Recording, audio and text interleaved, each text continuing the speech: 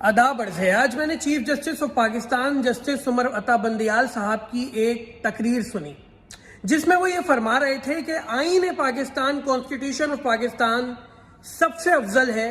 جو آئین پاکستان کہے گا وہی کرنا ہے، جو کانسٹیٹیوشن آف پاکستان کہے گا وہی ہوگا، چاہے ہمیں پسند ہو ناپسند ہو۔ جو آئین میں لکھا ہے اس کے تحت ہی فیصلے کیے جائیں گے اور یہی کرنے سے ملک آگے بڑھتے ہیں اور ملک ترقی کرتے ہیں۔ اسی طریقے کی ایک سملر تقریر میں نے گزشتہ دنوں پارلیمنٹ کے اندر قاضی فائز عیسیٰ صاحب کو بھی کرتے ہوئے سنی تھی، جہاں وہ آئین پاکستان کو اپنے ہاتھ میں لے کر کہہ رہے تھے کہ کانسٹیٹیوشن سب سے سپریم ہے، آئین سب سے افضل ہے۔ جناب علی، اگر میں کنٹیمپٹ آف کورٹ سے امان پاؤں تو ادب کے ساتھ آپ کی خدمت میں چند سوالات پیش کرنے کی جرت کر سکتا ہوں۔ میرا نام حسان بٹ ہے، میں کراچی میں پیدا ہوا۔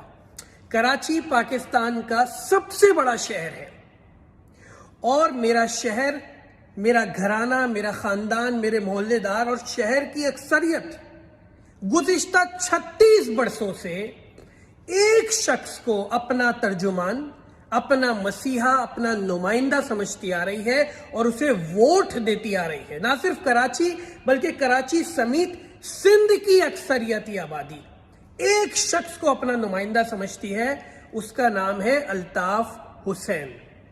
یہ وہی الطاف حسین ہے کہ جس کے در پر پاکستان کے بے شمار وزرائے اعظم حمایت حاصل کرنے آتے اور اس کی حمایت کے بعد اس پاکستان کی حکومت بناتے۔ یہ وہی الطاف حسین ہے جناب اعلیٰ جس کے بھیجے ہوئے لوگوں نے ایوان میں جا کر یہی آئین و قانون سازی کی جس کا آپ پرچار کر رہے ہیں۔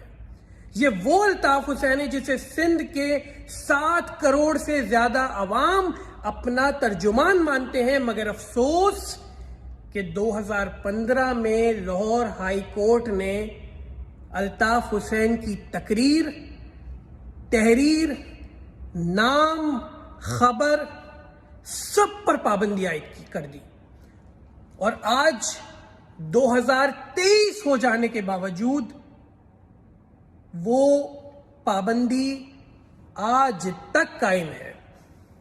جناب علی، انتہائی ادب کے ساتھ آپ کے آگے یہ سوال پیش کرنا چاہتا ہوں کہ 7 کروڑ لوگوں کے نمائندے پر یہ پابندی کیا ان 7 کروڑ عوام سے فریڈم آف ایسوسیشن نہیں چھین رہی جو انہیں کانسٹیٹیوشن آف پاکستان کا آرٹیکل 17 دیتا ہے؟